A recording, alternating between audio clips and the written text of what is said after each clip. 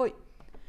A ministra Simone Tebet, do Planejamento, defendeu nesta terça-feira, dia 8, a proposta do governo para cobrar um imposto mínimo de 10% para as rendas maiores, o que ela considera um meio de fazer justiça tributária. Por favor, né? Vamos entender isso com o Pedro Zambardo aqui no nosso Plantão do Meteoro. Bora lá.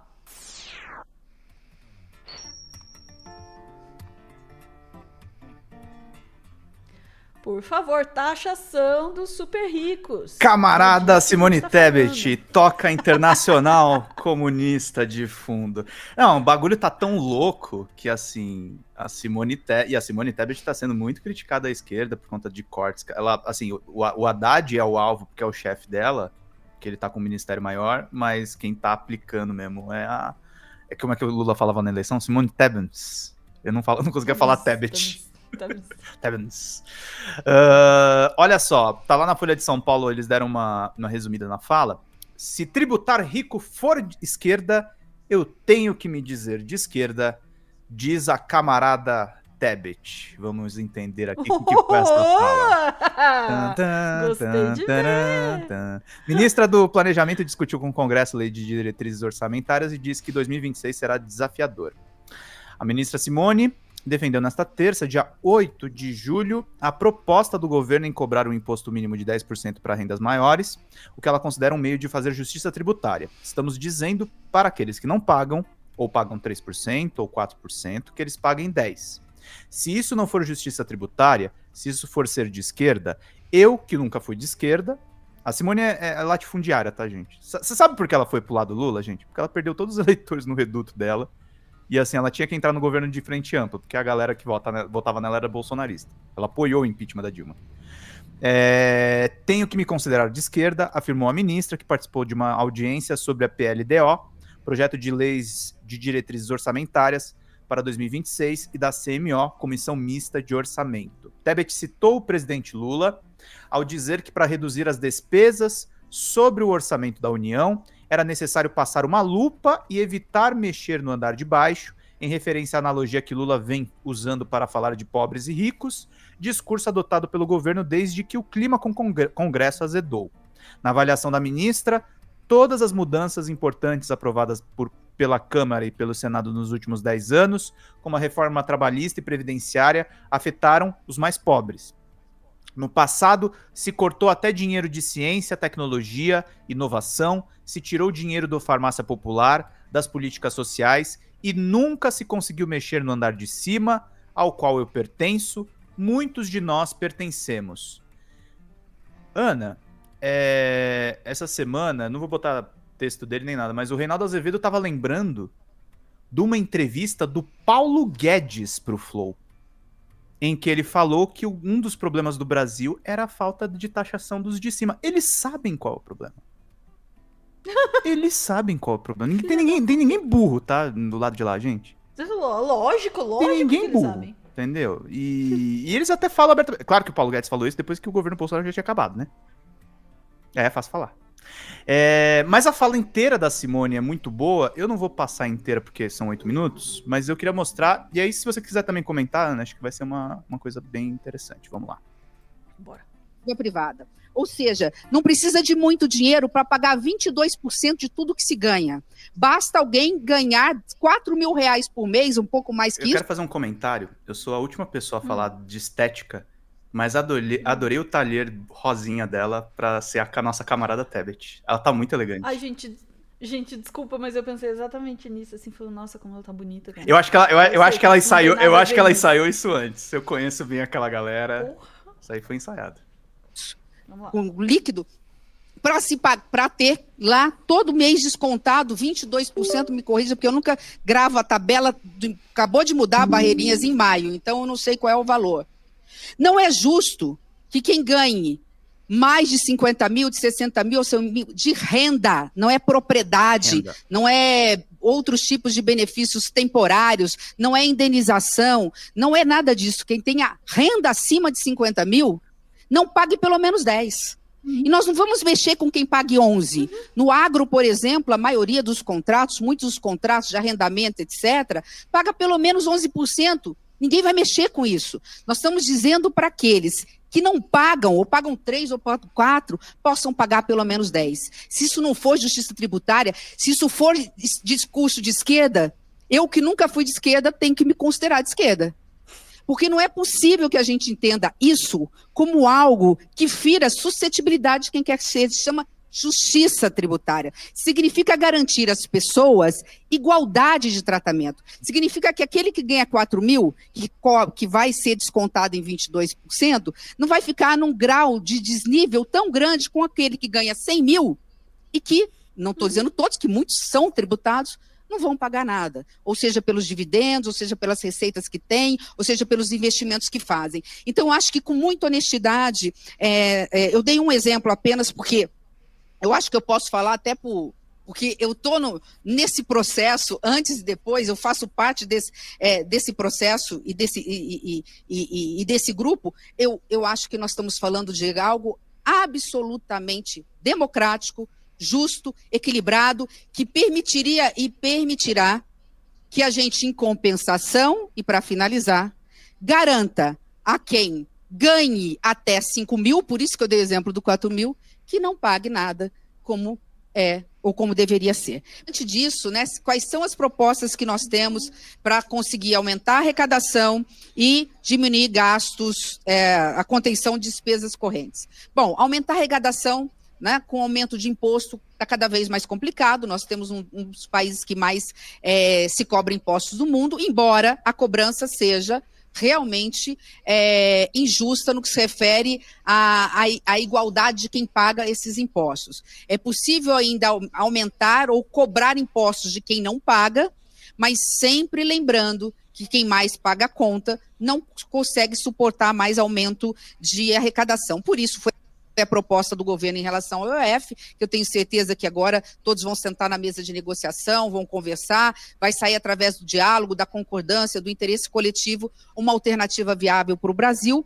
como também outra proposta que eu sei que é desta casa, e eu levei 8 anos trabalhando isso, é um grande desafio, que é a questão de se aumentar a receita pelo corte de gastos tributários, daqueles incentivos fiscais, e eu sou a favor de incentivos fiscais, quando eles atendem o interesse coletivo, é o caso do Super Simples, né? Mas às vezes você tem um incentivo fiscal que foi dado há 40 anos atrás, que atendia, gerava emprego, renda, dinamizava a economia, e que hoje não atende apenas pequenos grupos de interesse. É muito importante mostrar a fala dela, porque a Simone tá viralizando por causa de um shorts, um Reels no Instagram. Só que mostrando a fala inteira, você pode ver, ela coloca, brasileiro não gosta de pagar imposto, não quer pagar mais impostos. Uhum. A questão é a seguinte, com a atual carga tributária, os ricos não estão pagando. Uhum. Os incentivos fiscais que estão datados continuam em operação. Tem grupos que podem contribuir mais para o bolo, gente. É um raciocínio muito simples. E eu gostei muito de um comentário que a Marília Gutierrez falou, que ela ecoa um pouco da fala do Walter Salles, agora no programa, no Prêmio Faz a Diferença do Globo. Que eles dizem, eu sou milionário e a gente tem que pagar mais impostos. Esse discurso, gente, veja bem, o problema é quando isso fica só no discurso. Tem muito bilionário que também fala a mesma coisa e ainda faz muito pouco. Essa que é a questão. Agora, tirar de contexto que ela é ministra do governo que está recuperando o Bolsa Família, que está recuperando diversos programas sociais que tiraram o Brasil do mapa da fome, é não entender o que está acontecendo. O governo poderia ser mais à esquerda, poderia ser mais pró-população, mas isso que eles estão defendendo é só a sensatez, gente. Esse negócio do IOF, esse carnaval que foi feito no IOF, até trazer uma impressão particular. Eu estava em Brasília quando essa jossa foi passada de uma madrugada. Eu só vi grupo de empresário que eu nunca vi na vida e todo mundo com o celular no ouvido trocando ideia. E são aí que as piores decisões são tomadas. Uhum. De tratorar, de enganar parlamentar, de usar o fato do Congresso estar vazio para empurrar esse tipo de coisa. Então é o seguinte, a gente tá brincando com o negócio da camarada Tebet. Não, a Tebet não é comunista, só que assim, se todo mundo não pagar imposto, aí sim que o Brasil ou vai ter uma convulsão social com o tamanho da desigualdade que ele tem, ou vai continuar tendo esse carnaval que são as emendas parlamentares. Que eu estava explicando ontem para vocês, né? Que não é mais orçamento secreto, porque agora a gente sabe até a origem dos negócios, mas continua sendo uma jossa. O que me chama atenção nessa fala, eu imagino, né, que viraliza por isso, assim, a Tebet falou que é de esquerda. Oh, meu Deus, né? O que a gente talvez não perceba de cara nisso é o absurdo que virou, assim, isso sempre me impressiona, os absurdos semânticos, assim, como a linguagem vai sendo esgarçada, né? Ser de esquerda, o que significa isso, né? Hoje, comumente no Brasil, assim, você ter um mínimo de decência no trato com o outro é de esquerda. Você falar de direitos humanos é de esquerda. Você falar de justiça tributária é de esquerda. Cara, né, o que é você ser minimamente coerente e tentar fazer um governo que consiga sustentar o seu povo e consiga promover o crescimento do seu povo e que seja justo e que cada um pague aquilo, né, de acordo com as suas capacidades, isso é ser de esquerda, comunista? Então, ótimo. Somos. Somos, né? Porque, afinal de contas, as pessoas já simplesmente não tô defendendo essa posição, tá, gente? Mas, assim, as pessoas elas não compreendem o que é um posicionamento político. Isso virou uma marca linguística, social, assim, que tá chegando num ponto, assim, que é isso. Você ser minimamente decente é ser de esquerda, então, sabe? Sim. Não, e uma coisa que acho que a gente tem que começar a pensar, né? Tem um texto que eu li há um tempo atrás de um cara até que eu não gosto muito. O Hélio Schwartzman escreveu uma análise sobre as eleições de 2024, que a gente teve muitas derrotas eleitorais, né? O Boulos perdeu em São Paulo, prefeituras foram tomadas pela extrema-direita, foi um ano bem ruim. Mas ele analisou uma coisa que foi bem coerente, assim, e é uma coisa que a gente vem percebendo na ciência política há algum tempo. A extrema-direita tem vitórias, mas as ideias de esquerda, por exemplo, renda básica universal, Bolsa Família, o Obamacare nos Estados Unidos, que nem é tão de esquerda assim, mas é mais de esquerda em relação à extrema-direita, elas estão prevalecendo mesmo com governos autoritários no meio do caminho, porque senão a população se revolta, né? Só que aí eu respondo o texto do Hélio. A gente ganha no debate de ideias. Mas a gente tem que parar de ganhar só no debate de ideias. A gente tem que ganhar, tipo, de forma pragmática, entendeu?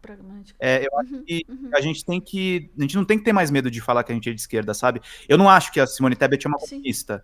Mas eu acho que esse pensamento econômico do ponto de vista de impostos é progressista, sim. E é necessário sim. E acho ótimo que ela está defendendo isso.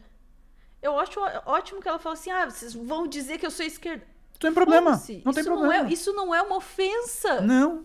Entende? Por que a gente está falando de revolução? Por que tem gente da esquerda radical falando em revolução, gente? Porque a situação social está um caos. Sim. Eu vivo falando pra galera de centro-esquerda, eu falo, vocês não querem que tenha comunistas se manifestando? Então melhora as condições da sociedade. Senão vai rolar uma revolução mesmo. Exatamente. Sinto muito. Cara, é tudo tão lógico, sabe? Enfim, é um negócio tão óbvio, assim. Falou, cara, os caras são bilionários, podem pagar o imposto que devem, eles pagam menos imposto do que ganham. Eles nem moram aqui, Ana. Eles nem moram aqui. Exatamente. O Silvio Santos morava nos Estados Unidos, os Marinho moram todos nos Estados Unidos. Eles não moram aqui. Né? Nossa, como que alguém vê um negócio desse e fala, não, eu tenho que defender o direito dos muito ricos de não pagarem mais imposto. Mas tu é burro? Eu não tô conseguindo. Tu é burro. Só isso. Ficamos por aqui? Ficamos por aqui. Esse foi um corte que não ficamos tão deprimidos, mas estamos bravos. Como sempre. Eu falei menos, eu pistolei menos, porque eu já tô deprimida. Fala pra você, que eu tô particularmente. Voltamos em instantes para mais notícias. Não, eu ia falar deprimente do dia, mas a próxima não é não. Vamos lá.